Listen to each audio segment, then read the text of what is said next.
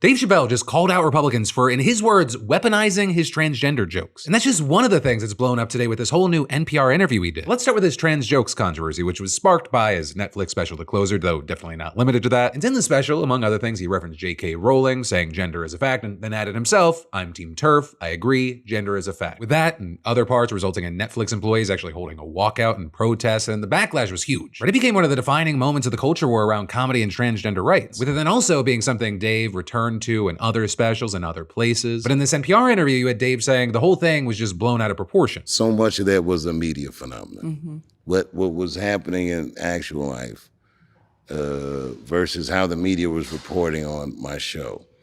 And I feel like the way they reported on that show was rage baiting to some degree. They almost reported on it as if I was doing something other than a comedy show. And then you had Chappelle going directly at the Republican Party. And I did resent that the Republican Party ran on transgender jokes. You know, I felt like they were doing a weaponized version of what I was doing. I didn't. It's not what I was doing. Chappelle then also told the story of being on Capitol Hill and saying that, he was taking photos with whoever asked, dozens of people without knowing their politics. And then here comes Lauren Boebert. And she said, can I get a picture? And I'd already taken 40 pictures. I didn't want to say no in front of everybody. But I didn't know the phrase. I respectfully declined. So I just took the picture. And then she posted a picture before I could even get from there to the show and says something to the effect of just two people that knew that it's just two genders. She instantly weaponized it or politicized it. So I got to the arena and I lit her ass up for doing that. And that post from Boebert's actually still up. And at the time, you had a lot of people seeing Dave smiling with her and assuming that he'd gone MAGA. But at least based on what he's saying now, he's saying that was never his intent. And while you've seen a decent amount of people celebrating him, going after Republicans, though a lot of Republicans not loving that, you also have people pushing back on Chappelle here, saying that he's rewriting history, that he's kind of trying to manipulate the narrative. And then also with that, arguing that he was already using Republican talking points in his material, so he shouldn't be surprised by the audience that followed. But then you also saw people defending Dave's argument, saying that there is a difference between a comedian working through ideas on a stage and a political party that's turning those ideas into campaign messaging. But that also wasn't the only controversy that he addressed. There was also the backlash over performing at the Riyadh Comedy Festival in Saudi Arabia, where critics accused him and other comedians of turning a blind eye to human rights abuses for a paycheck. The United States government does business with the Saudis. Netflix does business with the Saudis. Everyone, the Saudis finance tons of movies. All these things. I know, I see them financing boxing matches and all these things. And none of these things were an issue until I went there. And why is that? As soon as a black man can make money off the plantation, they try to tell you that the money is dirty. Well, okay, I'll go home and spend the money with actual slave owners on it. Where is this clean money? Chappelle also argued that exporting comedy to audiences who can't always speak freely is actually one of the most positive things American culture can do. That must have felt incredibly cathartic if you can't say everything you want to say, but you see somebody model that behavior. Oh man, you're gonna want it. So if you think of all the violence and all the things we export to the Middle East, I think our culture is the best export we got. And again, you saw people split. Some saying that his defense, it makes sense. But you had others saying they felt like it was weird that he mentioned that he was a black man and he was trying to turn this into a situation about race because a lot of people were angry at other comedians regardless of their race. Others arguing that it's very weird that he's trying to act like a hero for bringing comedy somewhere when he's getting such a big paycheck. And actually on the note of gaining wealth from the Saudis, we then get to Trump. Ricky Chappelle was also asked about Trump, specifically the idea that some people find him funny. Maybe if he wasn't president, I think that was funny. Or maybe at times, I do think, that's wearing thin. There are funny things about him. Like if I were to talk about him, it would be funny. But I think what he does is so consequential. Right, so essentially Chappelle is saying there is a line and humor requires some distance from consequences. This idea seeming to be when consequences are real, things like wars, constitutional crises, people's lives being destroyed, the isn't he funny framing stops working. And then the final thing I'll say that has popped and spread from this interview so far is that NPR noted that Dave, he's been ending his shows by telling audiences to stay sane together and take care of each other. And you had him explaining why in clips that have been getting shared around. Information and the types of things we're hearing every day in the news and seeing around us, it's almost like a psychological torture, what we're collectively going through, the amount of animosity we have for one another. It takes so much courage sometimes just to come see a show, and they come, and we're together. And I feel like the exercise of doing that show is like people actively trying to stay sane together. Like, let's just stay at it. Like, remember how good it feels to be together. Take care of one another. Right, and then on the broader question of free speech and comedy, whether a stage should make room for every voice, even ones that you disagree with, you had Dave saying this. I don't silence your champions. In fact, I make space for your champions to have a voice. But I'm not your champion, and I am someone else's. You can't silence the team that you don't like, what they're saying, but you do have the opportunity to go on after them. Say your piece. If I see these same people throughout my life, then clearly they're part of my community, and everyone's in it. There's trans stand-up comedians. There's every sexuality, every kind of identity. And we support one another. So, with all that, I gotta ask you, what are your thoughts here? What are your reactions, your opinions, all of that? I'd love to see it in the comments down below, especially because depending on where you go on the internet, very different reactions. Because there are the Dave Chappelle defenders, but also he has pissed off people on the left and right with this interview. You've got many on the right saying, what is this? Why is he going woke? Why is he throwing Republicans under the bus? Right, a number of them saying things like he's a coward or a hypocrite. And then on the left, while yes, you have people liking that he's taking a shot at Republicans, you have plenty of people saying that he's trying to, one, either rewrite history, or two, he's being disingenuous. You're seeing people say things like Dave Chappelle not understanding how his jokes against trans people contributed to our current political hellscape illustrates how so many of y'all are dumber than you think. And others saying that Chappelle was doing the same thing Republicans were doing at the time. Just instead of gaining power in office, he was making money hand over fist with more Netflix deals. But again, I really would love to know your thoughts here. But then we're also seeing the political divide play out in schools, because Turning Point USA now has nearly 3,400 high school chapters across the country, and Republican governors in at least 8 states are actually partnering with them. Right, and if you're not super familiar, Turning Point USA started on college campuses back in 2012 as a hub for students committed to conservative values. Charlie Kirk built it into one of the most influential conservative organizations in the country, championing what he framed as free speech on campuses. But critics, they saw it differently, arguing that TPUSA was hostile toward the LGBTQ community, non-Christians and non-conservatives generally. Right now, TPUSA has expanded into high schools under the name Club America. And as mentioned, there are nearly 3,400 chapters and they're growing, and you have Republican governors in Nebraska, Arkansas, Texas, Oklahoma, Montana, Florida, Tennessee, and Indiana having formally partnered with the organization. And a big thing for a lot of people is that the language surrounding the expansion is heavily religious. And if you're a chapter leader or you're part of a chapter and you are a believer in Christ and you are getting persecuted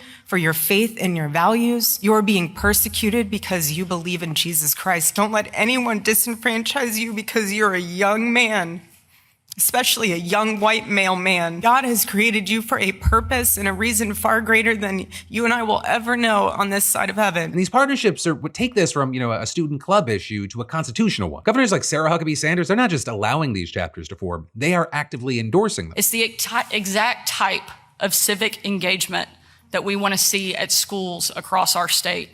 It's never too early to learn the values of faith and freedom that power our country. And if school administrators try to suppress students' freedom of speech, as we have seen in other states, let me assure you that conservatives have just as much of a right to speak their mind as anyone else in the country, and we will stand up for you. You have many critics saying this just crosses a line, with one student, just putting it simply, saying we're a public school. We shouldn't be a school or a state even that is telling people what they should believe in. Also, the ACLU of Arkansas says that Sanders' support demonstrates differential treatment based on the content or viewpoint, which they argue is a First Amendment violation. And you had Nebraska's largest teachers union saying if a Democratic governor made similar moves backing a left-leaning group, Republican leaders would be running to the press to talk about how awful that is. And so they're asking, how is this any different other than you benefit? But with all this, you have Turning Point pushing back on that framing, with the organization saying the state of Arkansas is not forming our chapters, they're not doing our jobs or our students' jobs for us, nor are they saying other groups can't be formed. And they argue governors are simply stating that students cannot be blocked from forming a Club America or a TPUSA college chapter when students want to start one. And all that is technically TPUSA's official mission focuses on what they say is fiscal responsibility, free markets, and limited government, not religion. So while the language surrounding the organization is saturated with Christian messaging, the stated mission, the official thing,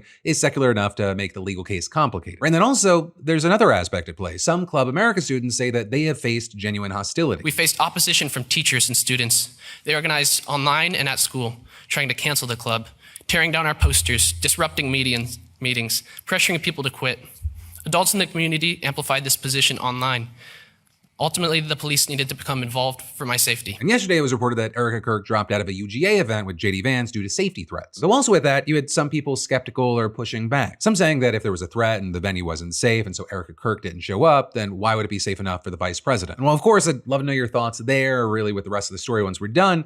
Here's what I will say. Obviously, no one should be threatened for their political beliefs. That's not up for debate. But that is a completely separate issue from whether state governments should be officially partnering with an organization that sounds like this at events. Charlie wasn't impactful because he was great.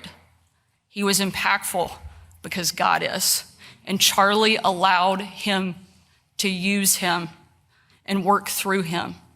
And each of us have that opportunity. We can take the lessons that he taught us and allow God to use us just as Charlie did. Right, the same leaders who fought to restrict speech around sex education and LGBTQ issues in schools are now easing up when it comes to conservative clubs with heavy religious overtones. And after Kirk's death, it was heavily covered. His critics, they've been fired, investigated, they face retaliation. And so the free speech lane here, it only seems to run in one direction. Where conservatives, they get governors back in their clubs, but everyone else, they get told they're grooming children if they mention that gay people exist. You know, here's how I'll close it, starting with the legal reality. There is probably nothing illegal about Club America existing in schools. Student clubs are protected, governors endorsing civic engagement, that's normal, and TPUSA's official mission is technically secular enough to dodge Establishment Clause challenges, even if their rhetoric actually in action at events is just drenched in Christian theology. But the broader question, it goes beyond legality. Or when a governor says it's never too early to learn the values of faith and freedom, she's not talking about all faiths. Or when a speaker tells a room full of high schoolers not to be, quote, disenfranchised because you're a young white man, that's not civic engagement, that's identity politics dressed up as patriotism, right? When the same states banning books and restricting classroom discussions about race, gender, sexuality are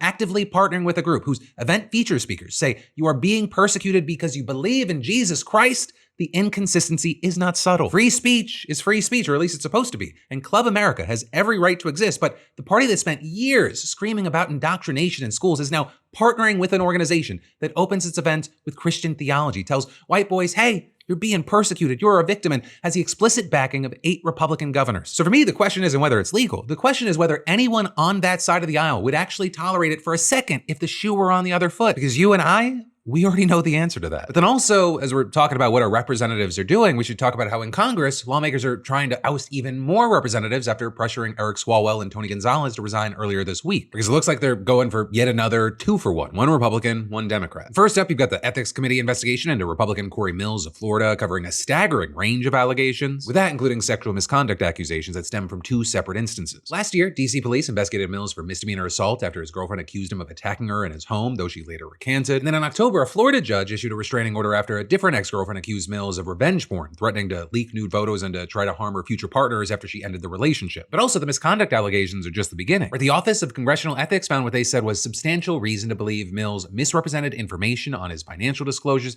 accepted campaign contributions beyond the legal limit, and illegally enriched himself from federal contracts. And the OCE report specifically noted that since 2024, 94 federal contracts have been awarded to companies owned by Mills. And that includes federal weapons contracts worth nearly $1 million that went to a company that he had an ownership stake in. Mills, he's denied the claims and has refused to cooperate with the OCE investigation. And so in addition to the claims laid out in the OCE report, the ethics panel is also looking into whether Mills misused congressional resources, leveraged his position to get special favors, and improperly solicited or received gifts. And so now with Gonzalez and Swalwell's exits fresh in everyone's minds, there's a growing movement to add Mills to the list. And so with that, you had AOC saying, I'm glad that Eric Swalwell is leaving. I'm glad that Tony Gonzalez is leaving.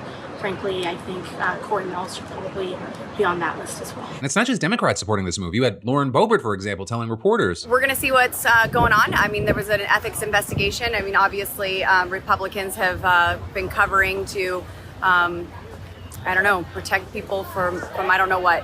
Listen, if you have restraining orders because you're abusing women, and that's true, like, you have no business being here. I'm tired of protecting these people with horrible pasts and who are really victimizing women. Right, that is Lauren Boebert saying that she is tired of protecting members of her own party. And when you take into account everything, Boebert, when she's the one calling for accountability, things have gotten pretty bad. But also, there's reportedly bipartisan support from both leadership and rank and file members to hold off on any action until the ethics committee finishes its investigation, which could take a while. But that note then brings us to the situation with the Democrat, because it is more advanced and more clear cut. Right? Because the ethics panel has already found Democratic Representative Sheila Shirfulis McCormick of Florida guilty of 25 charges of violating House rules and ethical guidelines. And the core allegation is that she illegally misused $5 million in FEMA disaster funding to finance her own congressional campaign, which, yeah, fucking yikes. And then on top of that, she's been criminally indicted by a federal grand jury over the same allegations. You've got the ethics panel scheduled to meet on April 21st to announce recommended sanctions, which could include expulsion. And House Speaker Mike Johnson, fresh off the heels of definitely not seeing whatever Trump just posted, said that he believes that there will be a consensus to expel her in the House. One of the notable things here is that the accountability push is genuinely crossing party lines, at least I'll say in rhetoric. Where Democrats who were calling for Mills to go are saying the same standard should apply to their own side. So for example, when AOC was asked if Shirfulis McCormick should be expelled if she doesn't resign, she said, yes, if the ethics committee found her guilty, then I would vote in accordance with that. And that is significant, that is important, because, it's one thing to call for the other party's members to be expelled, but it's a whole other thing to say the same thing about your own, especially because expulsions are extremely rare. It requires a 2/3 majority. Of course, it does happen. You had Congress expelling George Santos under similar circumstances, right? There was that devastating ethics report, but it was also combined with a federal indictment. So there is precedent there. And then there's more we've got to dive into in just a minute, but first let me thank a sponsor and say that, did you know that today's sponsor, Fast Growing Trees, is America's largest online nursery with over 2 million happy customers? So whatever sad situation you've got going on in your yard right now, don't worry, there is help. Because it turns out picking the right plant, it is weirdly complicated. You've got climate, soil, sunlight, watering, and actual survival to think about. And Fast Growing Trees, they make that whole process easier. You just plug in your location and it shows you trees and plants that actually make sense for your area, which honestly feels like cheating. And they've got everything from fruit trees, privacy trees, flowering trees, shrubs. Whether you're looking for more shade, better curb appeal, or just a place to look a little more alive. And every plant, it's backed by their Alive and Thrive guarantee, so it arrives healthy and ready to grow. And also, hey, if you have no clue what you're doing, no worries. They've got plant experts that you can reach out to for help. And actually, right now is the time to act, because they've got spring planting essentials up to half off on select plants. And then actually, for you beautiful bastards, you get 20% off your first purchase when using code DeFranco at checkout. So that's actually an additional 20% off better plants and better growing at fastgrowingtrees.com/DeFranco. Code DeFranco at checkout. Again, that's fastgrowingtrees.com/DeFranco, or hey, use that QR code and just remember, use code DeFranco, and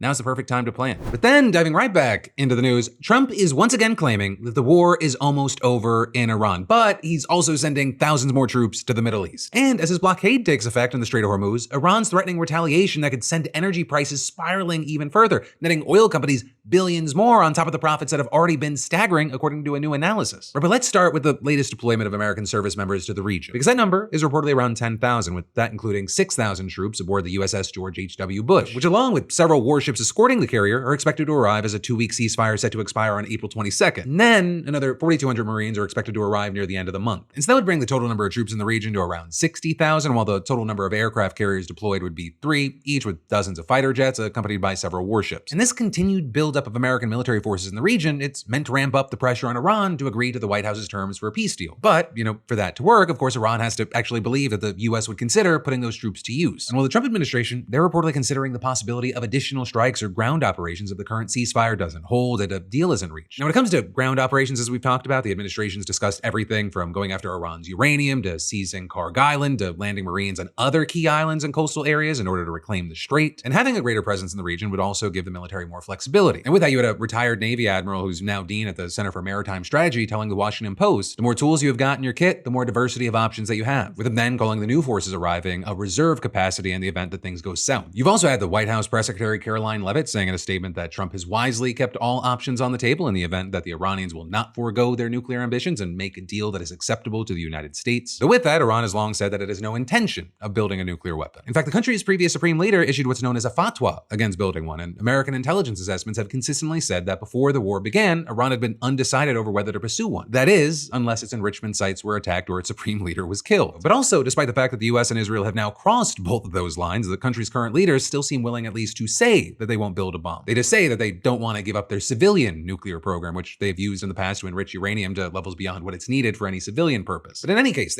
talks between the two sides reportedly fell apart this weekend, in large part due to Iran's rejection of the administration's demand that it suspend all nuclear activity for 20 years. Because Iran, they're apparently only willing to agree to 5 right now. Though also, as we've talked about, any deal letting Iran get back to enrichment at some point in the future could be seen seen as a failure by Trump to live up to his promise to keep the country from ever being able to have a nuclear weapon. And it would make whatever deal he gets closer to the 2015 deal that was negotiated under Obama, which he withdrew the United States from and repeatedly dismissed as one of the worst deals ever made. Right, and then after the news broke about his negotiating team's request for a 20-year suspension, he told the New York Post that he wasn't happy with that offer, saying, "I've been saying they can't have nuclear weapons, so I don't like the 20 years. I don't want them to feel like they have a win." Of course, as anyone who's kind of lived long enough to see it, successful negotiating is often letting both sides feel like they got a win, at least in some way. No one's ever fully happy. But that's also an especially big ask with Trump, and with that, you had a former Secretary of the US Army who now heads the Nuclear Threat Initiative explaining, a big challenge for the administration is that for the Iranians, their nuclear program has been so central to their cause for so many years. It's part of the whole regime identity, a source of national pride, and it's been held up as one of the reasons why the public has to endure economic privations. And then with that, she added the concern she has had since the latest war began is that the administration's pressure will convince the Iranians of the necessity to rush for a bomb. But then with all this, and maybe despite all of that, Trump on Fox Business said that he thought that the war in Iran is very close to over, and then added, "If I pulled up stakes right now, it would take them 20 years to rebuild that country. And we're not finished. We'll see what happens. I think they want to make a deal very badly." Trump also re-upped his threats to perpetrate what experts say would just be war crimes with attacks on Iranian civilian infrastructure. "We could take out every one of their bridges in 1 hour. We could take out every one of their power plants, electric power plants, in 1 hour." But, the main way that the U.S. is applying pressure right now actually appears to be Trump's blockade on the Strait of Hormuz. You had U.S. Central Command saying yesterday that more than 10,000 U.S. sailors, Marines, and airmen, along with over a dozen warships and dozens of aircraft, are involved in the blockade, and then also claiming that American forces had already confronted 6 merchant vessels departing an Iranian port and forced them to turn back. And notably with that, according to officials, none of those 6 encounters required the use of force. And they clarified that the blockade only applies to ships that were in an Iranian port or pulled into one after 10 a.m. Eastern time on Monday, which explains why 2 ships that had been in Iranian ports before then were allowed to pass after the blockade went into effect. You also had one official explaining to the Washington Post that American naval forces enforcing the blockade aren't hanging around Iranian ports or in the Strait of Hormuz itself, instead saying, "Our net is the Gulf of Oman. There's one way in and one way out. We've got the whole thing on lockdown." And then later last night, you had CENTCOM's commander saying in a statement that the blockade has been fully implemented and adding an estimated 90% of Iran's economy is fueled by international trade by sea, and claiming that in less than 36 hours since the blockade was implemented, U.S. forces have completely halted economic trade going into and out of Iran by sea. Though also, at the same time, more than a dozen ships without links to Iran moved through the strait on Monday and Tuesday, according to a maritime tracking company. But also now, you have Iran threatening to clamp down on trade again, not just in the Strait of Hormuz, but elsewhere. With a head at Joint Military Command that oversees the Revolutionary Guard Corps and the Army, claiming that if the blockade creates insecurity for Iran's commercial and oil vessels,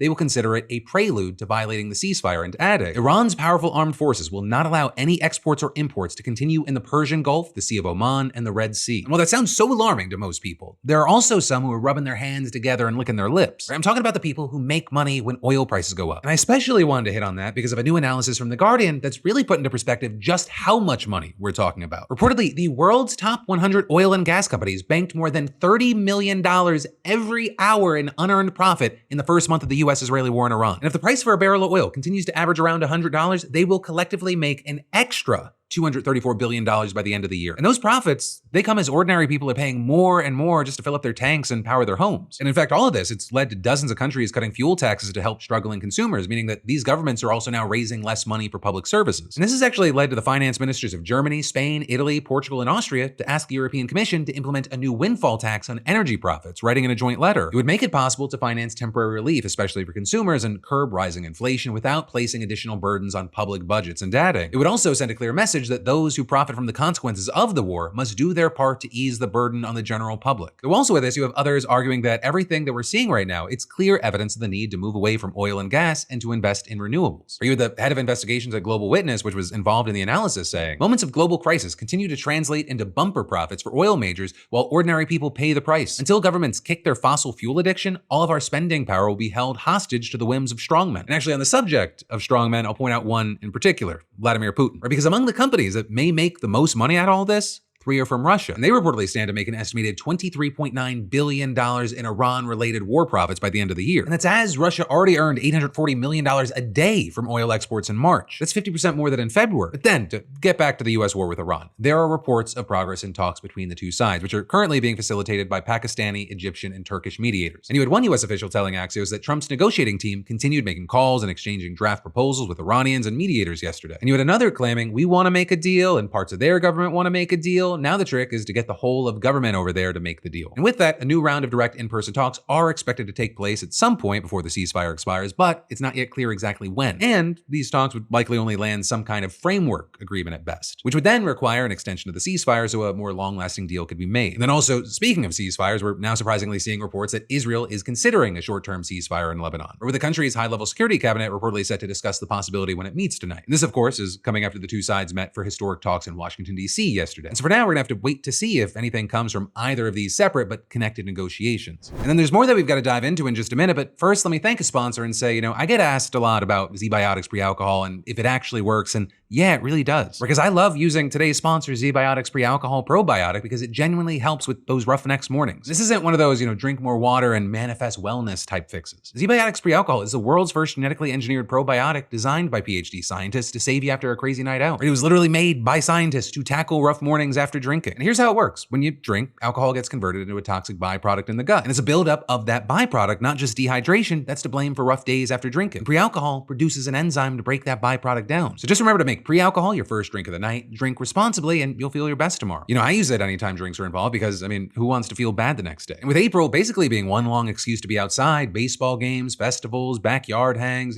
don't let the next day bench you. ZBiotics Pre-Alcohol helps you stay ahead so one fun night doesn't wipe out your whole weekend. So what are you waiting for? Just scan that QR code or go to zbiotics.com/DeFranco and use code DeFranco for 15% off your first order. Future you will be very grateful. Right, but then the final thing that I want to talk about today, it is just a weird one. The company best known for making wool sneakers for tech bros is now pivoting to artificial intelligence. Right, Allbirds, which was once valued at over $4 billion, but then dropped 99%, they just announced that they're rebranding as New Bird AI, and they're getting into the GPU leasing business. And while you might be confused or even scoff at that news, the stock price jumped 330% when that news came out. And also as part of the pivot, they're asking shareholders to vote to remove the company's environmental conservation mission from its charter. And so you have a shoe company that said that it existed to save the planet, and it's now stripping that purpose from its founding document so that it can lease computer chips. And it's why you're seeing some people saying, this is the AI bubble all in one story. But so if you don't know, Allbirds was started back in 2015 by Tim Brown, who's a former pro soccer player, and Joey Zwillinger, who came from a background in renewable materials. And the idea was to just build a shoe company around sustainability, replacing synthetic materials with things like merino wool. And their first product, which you've probably seen if you've ever seen a picture of a tech bro, was their wool runner, and it took off immediately, especially with the California Silicon Valley crowd. It had this comfort meets sustainability pitch, though some people said it was just virtue signaling. Right? They weren't just e-com DTC. They opened stores, they built a whole brand. They went public in 2021 at a valuation above $4 billion. Then things took a turn. They went from a darling to a loser. The market moved on. You had bigger brands starting to copy their playbook, and the cost of finding new customers, it just kept going up and up. And the revenue, it plunged over 3 years, dropping from $298 million in 2022 to $152 million by 2025. Again, the stock price dropped more than 99% from its IPO high. Right, it made my YOLO investment into Peloton during the pandemic look like maybe not the worst decision. So with that collapse, you saw their stores closing back in February, and last month, Allbirds actually sold their brand, intellectual property, and remaining assets to American Exchange Group for $39 million, which is just a crazy fall from a company, again, that was worth more than $4 billion. Now we're seeing that shell, that corpse of a company, becoming an AI company. With this new Allbirds announcing that it's pivoting to, quote, AI compute infrastructure with a plan to become a fully integrated GPU as a service and AI native cloud solutions provider. And they're planning to raise $50 million in convertible debt, though they haven't said who's putting up that money. Regardless of who it's with, the deal's expected to close in Q2 of 2026. And so with that, the company plans to rename itself New Bird AI. Right, as far as people who still had their money in this worthless shoe company, they woke up this morning and the stock price quadrupled, all seemingly because a press release came out with the word AI in it. And if that part wasn't telling enough, the whole destruction of the mission charter, that tells another part of the story. Or because Allbirds was incorporated as a public benefit corporation focused on environmental conservation. It was literally part of the legal DNA of the business. But you've got shareholders being asked to vote on May 18th to remove all references to environmental conservation from the charter, with the SEC filing saying the anticipated electronics infrastructure business would be less focused on the public benefit of environmental conservation, which less focused is, yeah, sure, one way to put it. If any of this, it feels familiar, yeah, it should. There is now a long history of struggling companies pivoting to whatever Wall Street's excited about at that specific moment. Or during the Bitcoin boom, you had random companies just slapping blockchain onto their name or announce some kind of vague crypto initiative, and the stock would just spike overnight. Long Island Iced Tea renamed itself Long Blockchain Corp in 2017. The stock price tripled.